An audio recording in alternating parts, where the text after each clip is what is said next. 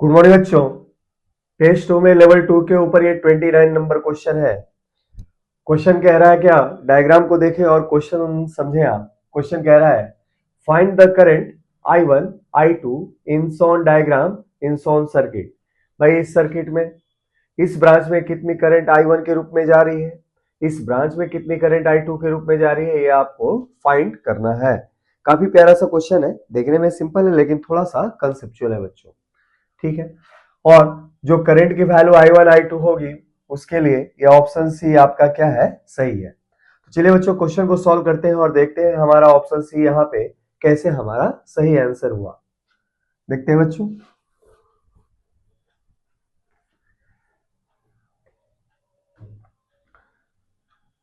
और सॉल्यूशन देखें बच्चों।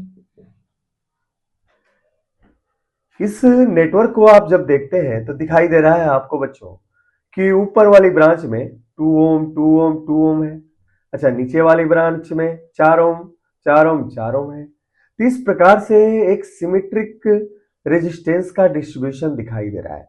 अच्छा, अब इन सिमेट्रिक डिस्ट्रीब्यूशन को, रेजिस्टेंसेस के डिस्ट्रीब्यूशन को, एक रेजिस्टेंस 1 ओम से यहां जोड़ा गया है, 1 ओम से यहां जोड़ा गया है ना।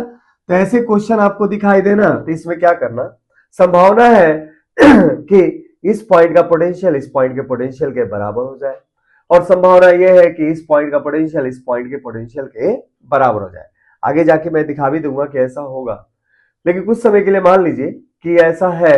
वैसी स्थिति में आप चाहे तो इस क्वेश्चन को सिमेट्रिक डिस्ट्रीब्यूशन के लिए ऐसे कर सकते हैं, इसको आप हटा दें। मान लीजिए ये नहीं है और ये नहीं है। अब जब इन दोनों को आपने हटा दिया तो सर्किट तो आपका ऐसा बन गया। अब सर्किट अगर ऐसा बन गया आपके पास, तो ऐसी स्थिति में I1 की वैल्यू सर्किट में क्या आ सकती है, देखते हैं। इफ, एक दो लाइन लिख के देखते हैं बच्चों। If we remove 1 ohm resistances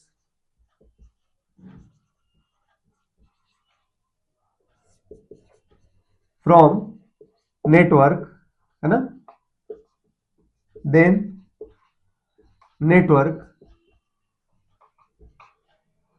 will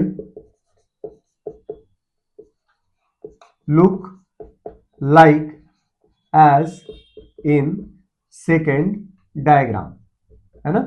ऐसा होगा बच्चों, भाई सेकेंड डायग्राम की तरह ये नेटवर्क दिखाई देने लगेगा। अब नेटवर्क का नेमिंग अगर कर देते हैं तो A B C D E F, ऐसे हम नेमिंग कर सकते हैं बच्चों। अच्छा, अब आप कह सकते हैं कि ये बी एफ रेजिस्टेंस को हटा दिया और सी रेजिस्टेंस को हटा दिया, है ना। ए बी सी डी ई, है ना, और एफ। ठीक है, तो बी एफ रेजिस्टेंस को, सी ए और सी रेजिस्टेंस को हटाने के बाद नेटवर्क आपका ऐसे हो गया।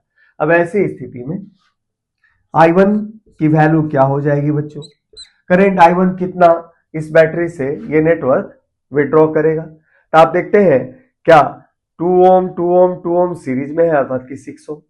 अच्छा, 4 ओम 4 ओम 4 ओम क्या है, सीरीज में अर्थात कि 12 ओम, और दोनों में क्या है, पैरेलल में है। तो हमारे पास जो रेजिस्टेंस है इक्विवेलेंट वो क्या है, 12 इंटू 6/18 अर्थात कि 4 ओम है। तो ऐसी स्थिति में जो करंट विड्रॉ किया जाएगा बैटरी से वो होगा 12 वोल्ट की बैटरी है, और जो करंट यहाँ रेजिस्टेंस एपियर हो रहा है वो हो रहा है कितना, और 6 इंटू 12 और डिवाइडेड बाई 18, दैट इज, ये क्या हो जाएगा बच्चों, 3 एम्पियर। तो इस तरीके से 12 ओम की बैटरी से करंट ये नेटवर्क कितना खींचेगा, 3 एम्पियर का करंट खींचेगा, है ना। अच्छा, अब देखते हैं अगर 3 एम्पियर यहां आया तो इस ब्रांच से कितनी जाएगी। तो करंट के पैरेलल डिवीजन से, भाई आपके पास तो नेटवर्क कैसे तैयार हो रहा है ना, ऊपर कितना है 6 ओम और नीचे कितना है बच्चों, तो नीचे है आपके पास 12 ओम है ना। अच्छा, ये हमारा ए था और ये हमारा क्या था, डी था, यही था। और ये आपकी बैटरी जुड़ी हुई थी 12 वोल्ट की यहाँ पे, और यहां से करंट खींचा गया था कितना, I1 अर्थात कि 3 एम्पियर। अब ऐसी स्थिति में करंट पूछ रहा है कि भाई I2 क्या होगा, इस ब्रांच में जाने वाली करंट I2 क्या होगा। तो I2 की वैल्यू यहां पे by parallel division of current के रूल से, भाई इसमें जाने वाली करंट इस रेजिस्टेंस पे डिपेंड करेगा। 12 अपॉन दोनों का सम 12 प्लस 6 और टोटल मिलके करंट कितना खींच रहे हैं 3 एम्पियर।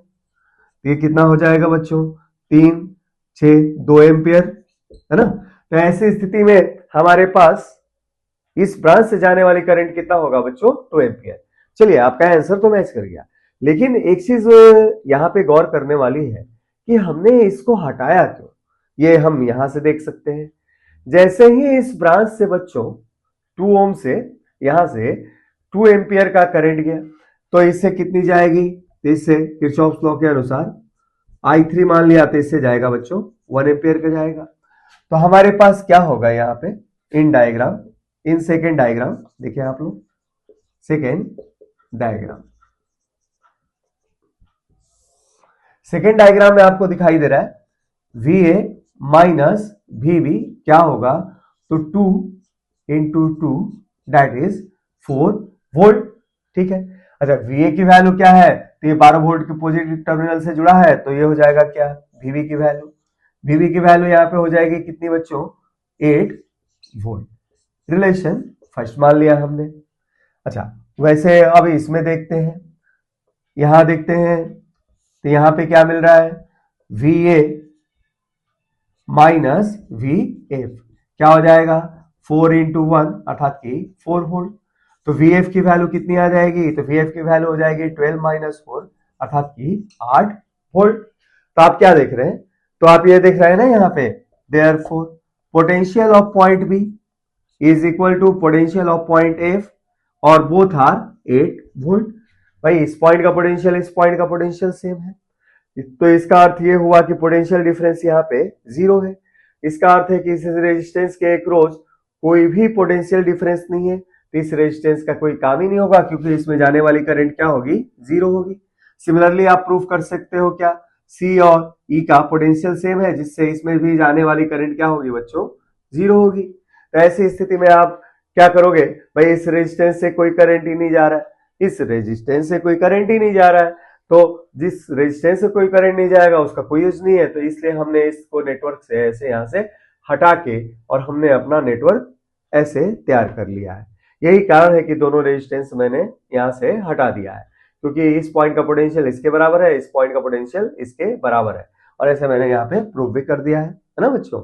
तो इसलिए ऐसा भी कभी सिमेट्रिक रेजिस्टेंस का डिस्ट्रीब्यूशन दिखाई दे तो ऐसे क्वेश्चनों को ऐसे ट्राई करने की कोशिश कीजिएगा बच्चों।